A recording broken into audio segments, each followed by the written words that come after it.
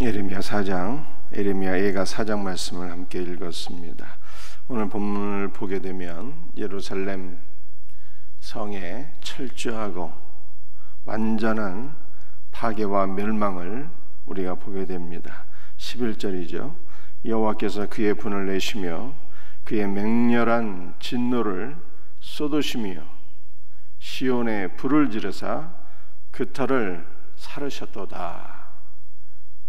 타락하고 우상 숭배에 빠진 예루살렘을 하나님께서 진노로 심판하셨는데 우리 주님의 심판이 얼마나 철저하신지 불로써 아예 예루살렘의 터까지도 다 사르셨도다 이렇게 말씀하고 있는 것입니다. 예루살렘의 철저하고 완전한 멸망을 11절에서 보게 됩니다. 이후에 예루살렘이 다시 재건되기는 하죠. 70년 포로 생활을 마치고 스룹바벨을 중심으로 돌아온 이 제사장의 무리가 예루살렘 이 성전을 재건하게 되는데 그것이 바로 스룹바벨 성전이 되겠습니다. 솔로몬이 지은 성전이 바벨론에 의해서 무너지게 되었고 바벨론으로 끌려간 유다 백성들이 70년 만에 스룹바벨을 중심으로 돌아와서 성전을 재건했는데 그 스룹바벨 성전인 것입니다. 그런데 이 성전도 나중에 또 멸망하게 돼요. 알렉산더의 후예인 안티오코스 에피파네스라고 하는 사람이 이 스룹바벨 성전에서 제사를 드리고 이 성전을 회파하고 더럽혀져서 나중에 이 성전을 재건하게 되는데 그것이 이제 우리가 신약 성경에서 헤롯 대왕에 의해서 우리 지어진 헤롯 성전이 되겠습니다. 그 예루살렘 성전, 헤롯 성전인 것이죠. 그런데 예수님께서 이 헤롯 성전, 즉 예루살렘 성전도 철저하고 완전한 멸망에 이르게 될 것을 보여주세요. 말씀으로도 말씀하셨죠. 돌 하나도 돌 위에 남지 아니하리라 예언하셨어요. 그리고 우리 주님의 예언을 따라서 AD 70년에 로마의 디도 장군에 의해서 예루살렘 성전이 완전한 멸망을 이루게 됩니다. 그런데 예수님의 죽음을 통해서도 이 예루살렘의 완전한 멸망을 우리가 보게 돼요. 여러분들 예수님께서 십자가에 운명하실 때 예루살렘 성이 아니라 영문 밖에서 고난을 받으시고 죽으셨어요. 그러니까 구약 성경, 우리가 구약 시대를 보게 되면 하나님 앞에 제사를 드리는 제물들은 다 성전 안에서 드려졌는데 참 제물이신 예수 그리스도는 성전 안에서 하나님 앞에 속죄 제물로, 화목 제물로 드려지신 것이 아니라 예루살렘 성 밖에서, 영문 밖에서, 골고다 언덕에서 예수님은 그렇게 십자가에 달려 죽으신 것이죠. 우리 예수님께서 예루살렘 성전이 아니라 영문 밖에서 고난을 받으신 것은 예루살렘 성의 완전하고 철저한 멸망을 상징하고 보여주는 것이었습니다. 그러므로 예루살렘 성전과 그 예루살렘은 다시는 회복이 될 수가 없는 거예요. 여러분들 이것은 우리에게 무엇을 말씀해 주고 있을까요? 우리가 예레미야서를 읽어보게 되면 예루살렘 성전이나 모든 건물들만 파괴된 것이 아니라 제사와 모든 것들이 다 폐지가 되잖아요. 이것은 예루살렘 성이 이렇게 철저하게 완전하게 폐지가 된 것은 유대교의 멸망을 뜻하는 거예요. 유대교의 종식을 뜻하는 것입니다.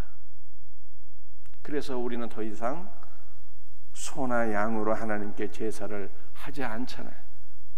우리는 신령과 진정으로 하나님 앞에 예배를 드리는 것입니다. 유대교가 종결되었다는 거예요. 더 이상 제사 제도는 존재하지 않는다는 거예요. 여러분들, 유대교가 종결되었다는 것은 무엇을 의미하는 것일까요? 단순히 소나 양으로 하나님 앞에 제사를 드리는 것이 종결되었다라고 하는 것을 의미하는 것이 아닙니다. 예루살렘 성이 완전히 멸망된 것은 유대교가 종결되었다는 것을 보여주는 것이고, 여러분들, 유대교가 종결되었다는 것은요, 우리에게 무엇을 교훈하고 있는 것일까요? 그것은 자기 노력으로 사는 종교가 종결되었다는 거예요. 여러분들, 유대교는 그 본질이 내가 노력해서 순종하고 내가 노력해서 구원에 이르고, 이것이 유대교의 본질인데, 내가 노력해서 구원을 얻고자 하는 이 종교가 종결되었고 폐지가 되었다는 것을 의미하는 거예요. 그러므로 우리는 하나님께서 우리에게 주시고자 하시는 영원한 생명과 구원을 얻기 위하여 이제 어디로 가야 되는 것을 보여주고 있습니까?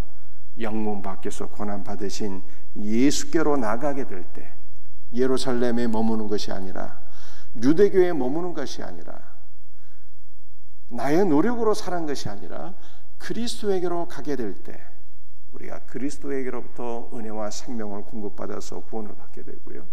여러분들, 우리가 자기 노력이 폐지되었다는 것은, 그럼 우리는 노력하지 않아도 되느냐? 여러분들 어떻게 생각하십니까? 유대교는 나의 노력으로 순종하고 나의 노력으로 구원을 얻는 종교인데요, 기독교는 그러면 무엇이냐? 노력하지 않는 종교냐? 기독교는 무엇일까요? 기독교는 영문 밖에서 고난받으신 예수께로 나아가서 그의 은혜와 그의 생명으로 우리가 사로잡혀서 그의 은혜와 그의 생명으로 살아가는 종교, 이것이 바로 기독교인 거예요. 그러니까 여러분들, 우리가 순종을 한번 생각해 보실까요? 우리가 순종을 생각해 볼 때, 나의 노력으로, 내가 주체가 되어서 나의 노력으로, 나의 의지와 나의 노력으로 순종하는 것은 유대교예요. 그럼 기독교는 무엇입니까? 기독교는 순종하지 않는 건가요? 기독교는 순종의 종교예요.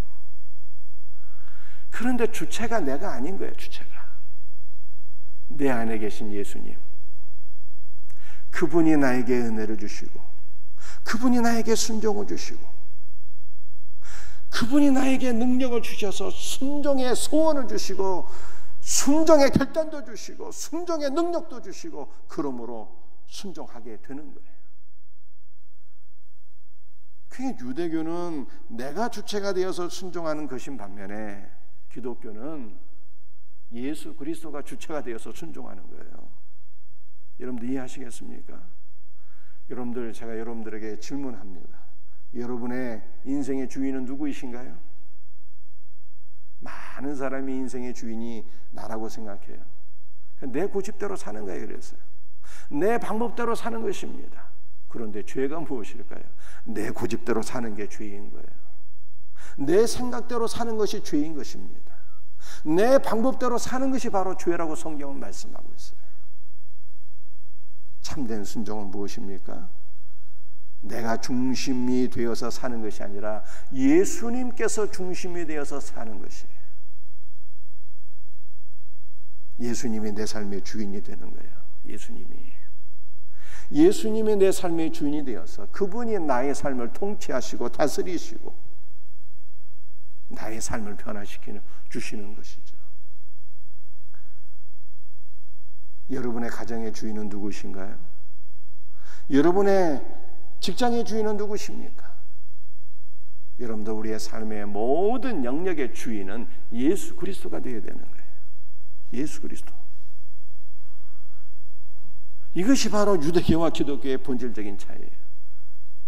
유대교는 내가 주체가 되어서 사는 삶, 기독교는 예수님이 나의 주체가 되시는 거예요. 그분이 나의 주인이 되시는 거예요. 우리는 주인 되신 예수 그리스도의 은혜와 생명과 능력과 복주심을 힘입어 공급받아 살아가는 거예요. 그분의 은혜로 구원받고 그분의 은혜로 살아가는 거예요. 그분의 생명으로 말씀에 순종하게 되는 거예요. 주체가 내가 아니라 예수님이에요. 사랑하는 성도들이요, 그러므로 오늘 우리 하나님 앞에 기도하세요. 내가 주체가 되어서 노력하는 삶에서 벗어나서 예수님께서 나를 붙잡아 주시고 예수님께서 나에게 은혜와 능력과 생명을 주셔서 그의 생명에 사로잡혀서 생명 안에 살아가는 삶을 살아가게 하소서. 여러분들 이렇게 기도하셔야 되는 거예요. 순종도 내가 주체가 되어서 순종하는 것은 늘 실패하게 되는 거예요. 혹시 성공하게 되면 그것이 나의 공로가 되고 나의 의의가 되는 거예요. 아시겠습니까? 예수님이 주체가 되어서 순종할 때 주님께 영광이에요. 주님께 영광. 예수님의 은혜와 예수님의 능력으로 예수님의 도우심으로 순종하게 될 때 그것이 주님께 영광이 되니까요. 그러므로 이제는 내가 주체가 되는 삶이 아니라 예수님이 주체가 되는 삶이 되게 하소서. 여러분들 이렇게 기도하시고 예수 그리스도를 중심으로 한 삶으로 나가는 우리 성도들이 되시기를 주의 이름으로 축복합니다. 이것이 바로 예루살렘의 멸망에 대해서 성경 우리들에게 교훈하시는 중요한 본질적인 교훈인 거예요. 오늘 본문 말씀을 보게 되면 예루살렘의 멸망의 한 가지 원인을 우리들에게 보여주고 있습니다. 13절 말씀이죠. 그의 선지자들의 죄들과 제사장들의 죄악들 때문이니 그들이 성읍 안에서 의인들의 피를 흘렸도다 라고 말씀하고 있습니다. 여러분 13절에서 볼 수 있는 예루살렘 성의 한 가지 멸망의 원인은 무엇입니까? 종교 지도자들의 타락이었다는 것이, 종교 지도자들의 타락, 제사장들과 선지자들의 타락이죠. 여러분들 제사장과 선지자들의 역할이 무엇입니까? 백성들을 위해서 중보기도 하고 하나님의 말씀을 대언하는 거예요. 그러므로 백성들을 생명의 길로 인도하는 것이 영적 지도자들의 사명인데 이 사명을 감당하지 못했어요. 백성들이 우상 숭배로 치닫게 될 때 그들을 위해서 기도하지 않고 하나님의 말씀으로 그들을 책망하지 않고 경고하지 않고 하나님의 말씀으로 교훈하지 않은 결과 백성들은 우상 숭배가 생명의 길인 줄 알고 그것이 복받는 길인 줄 알고 우상 숭배로 치닫게 되었고 그러므로 하나님의 심판을 돌이킬 수 없게 되었다라고 하는 것을 말씀하고 있어요.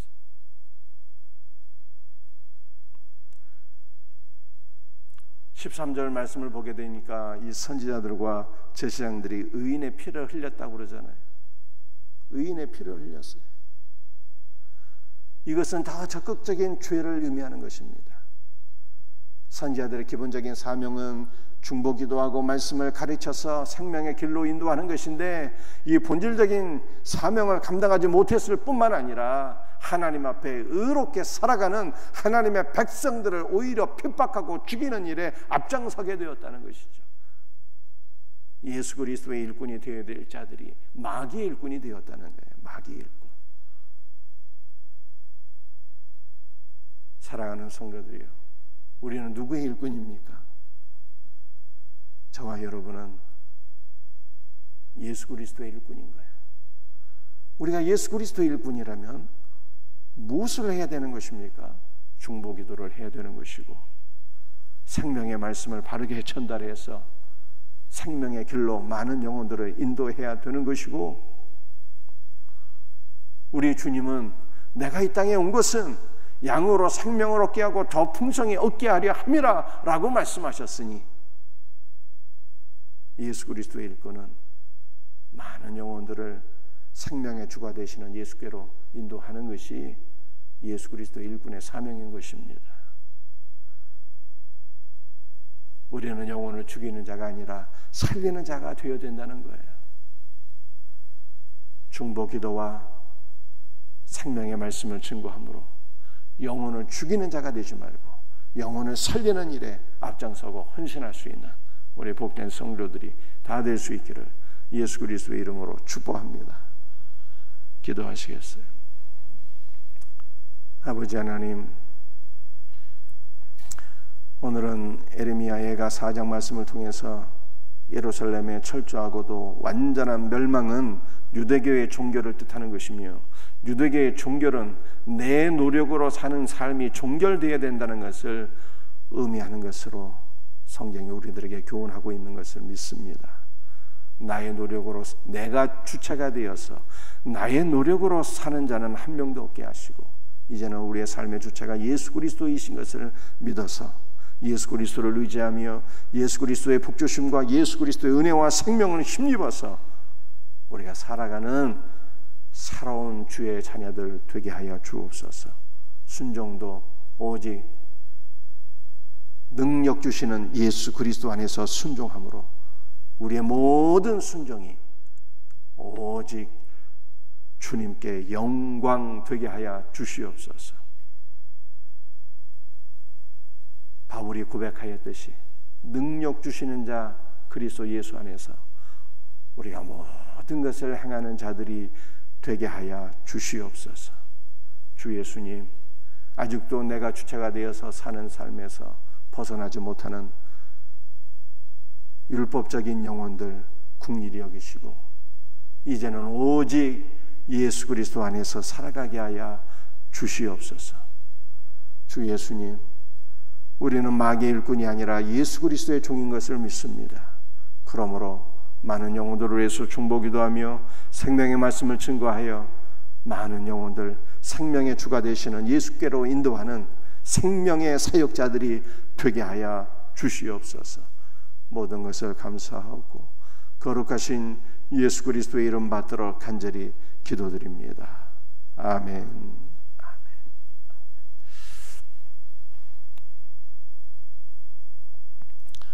오늘 우리에게 주신 말씀 붙잡고 기도하시고요.